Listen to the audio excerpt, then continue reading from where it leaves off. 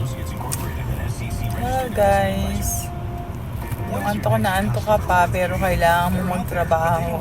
Yung alas ang tulog mo lang ay 4 na oras pero kailangan mo na namang magtrabaho.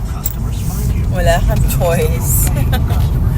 Kailangan mo magbalat ng buto para sa pambayad ng mga utang sa Pilipinas, pambayad sa renta dito sa ibang bansa. Oh my God.